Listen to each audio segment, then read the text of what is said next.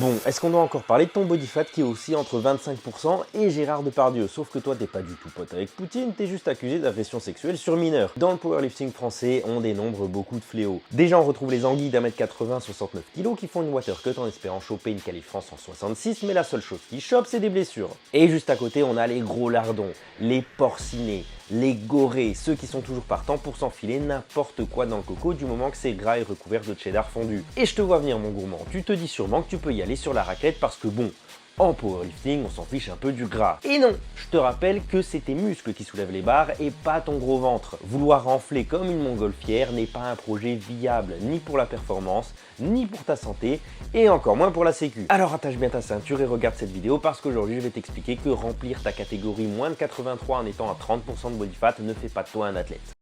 Si en body, on cherche à avoir le body fat le plus bas possible en montant sur scène. Pour les go muscu, c'est un peu l'inverse, ils vont pas monter sur scène pour la plupart. Ils essayent plutôt d'avoir un body fat plutôt raisonnable toute l'année, qui leur permet d'être esthétique physiquement et d'être performant. Et en FA, tu devrais te situer un petit peu plus du côté du go muscu que du strongman. Beaucoup ne se posent pas la question, mais le sujet du body fat est assez important quand même et assez déterminant pour tout pratiquant de FA. À un moment donné, tirer à plus de 25% de masse grasse n'est pas la meilleure des choses à faire. Le gras, lui, n'est qu'accessoire.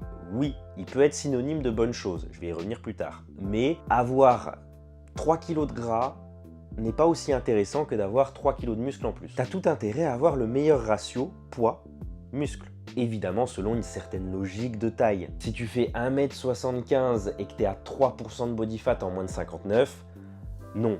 C'est pas intéressant. Ça dépend beaucoup des profils, mais d'une manière générale, on peut essayer de situer le poids de corps à peu près idéal autour de ta taille, à plus ou moins de 3 kg près.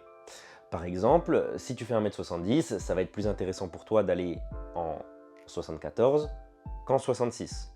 Si tu fais 1m80, ça va être plus intéressant pour toi d'aller en 83 qu'en 74. C'est selon moi le minimum à avoir pour pouvoir prendre du plaisir et progresser à long terme. Si tu constates que, en fonction de ce que je t'ai dit, tu es 3 catégories au-dessus de ce que tu devrais être et qu'en plus de ça, tu es tout gras, ben en fait, tout simplement, tu as du gras à perdre. Parce qu'en fait, un body fat trop élevé va te causer plusieurs soucis. Déjà, juste d'un point de vue santé, être trop gras n'est pas du tout une bonne chose, que ce soit pour tes tendons, tes articulations, tes muscles, tes hormones et ton cœur. Le gras que tu as, c'est du poids que tu utilises dans ta catégorie de poids qui pourrait être utilisée pour du muscle, tout simplement. Si on prend deux personnes d'1m80 à 85 kg, une qui est à 25% de masse grasse et l'autre à 10%, celle à 10% est potentiellement plus forte, puisqu'elle a littéralement plus de muscles sur son corps. Mais pour autant, attention, je dis pas qu'il faille descendre en dessous de 7%, encore que certains athlètes y répondent plutôt bien. Il y a une pluralité de profils, mais d'une manière générale, pour un homme, se situer entre 8 et 15% de masse grasse, c'est plutôt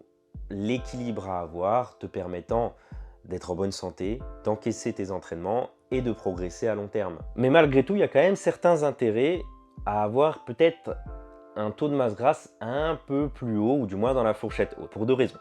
Déjà, la première, c'est que avoir du gras, c'est souvent synonyme de surplus calorique. Et si tu es en surplus calorique, tu peux encaisser mieux tes entraînements, tu peux potentiellement encaisser plus, limiter les risques de blessures et donc progresser davantage. Et puis, avoir un peu plus de gras va changer tes leviers, favorablement en tout cas pour le squat et pour le bench. Pour le deadlift, c'est différent et ça dépend trop des personnes.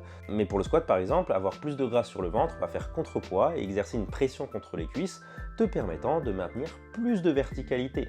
Et c'est tout un avantage pour le squat. Mais du coup, qu'est-ce qu'il faut faire? Eh bien en fait, il faut trouver le bon équilibre, le bon ratio qui te correspond à toi. Si tu es bien au-dessus de 20% de masse grasse, tu as tout intérêt à perdre un petit peu de gras. Et dans 95% des cas, une bonne chose à faire. Je ne vais pas t'expliquer concrètement comment le faire parce que ça, je pense que tu dois savoir. Mais on parle quand même d'un sport à compétition, d'un sport à catégorie de poids. Donc se pose la question de la compétitivité, du timing et de la vitesse de cette perte de gras. Si tu es en pleine période de compétition, c'est pas forcément le bon moment pour mettre en place ce genre de choses. Je vais plutôt te recommander de faire un déficit calorique quand tu as plus de 3 mois avant une compétition. Dans l'idéal, 6 mois, ça te permet d'avoir un déficit calorique et revenir en maintien, voire en surplus pendant la période de compétition. Et ça, c'est plutôt une bonne chose. Et au niveau du déficit calorique en lui-même, on va avoir deux options. Déjà, la première, c'est de faire un mini-cut qui correspond à un déficit très agressif sur une toute petite période de temps qui va durer généralement moins d'un mois et ça va te permettre de perdre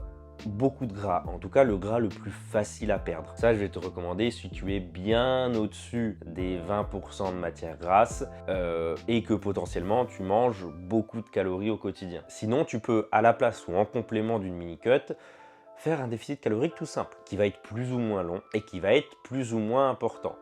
Le but étant de subir le moins possible pendant tes entraînements. Mais tu continues de t'entraîner pendant cette période. Et tu as des objectifs à ces entraînements. Première chose, c'est que avant de vouloir réduire tes calories, tu peux augmenter simplement ta dépense, en marchant plus ou en intégrant du cardio à basse intensité. C'est sans coût sur la productivité de tes entraînements et je dirais même que ça peut même être positif. Après, quand tu ne peux plus matériellement ou physiquement augmenter ta dépense, là on va pouvoir réduire les calories. Mais tu ne vas pas les réduire de la même manière chaque jour.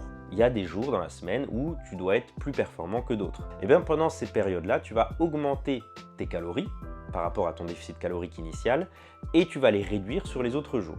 Je m'explique. Admettons que tu dois faire un déficit calorique de 2200 calories. À 2200 calories, tu es sûr de perdre du poids. Et bien en fait, si supposons que tu as les jours principaux où tu dois être vraiment performant, qui sont le jeudi et le samedi, tu vas faire en sorte d'augmenter tes calories autour de ces jours, par exemple le mercredi et le jeudi, la veille de ton jour principal pour pouvoir bien récupérer et le jour principal. Et puis pour le samedi, tu augmentes tes calories le samedi et le vendredi pour les mêmes raisons.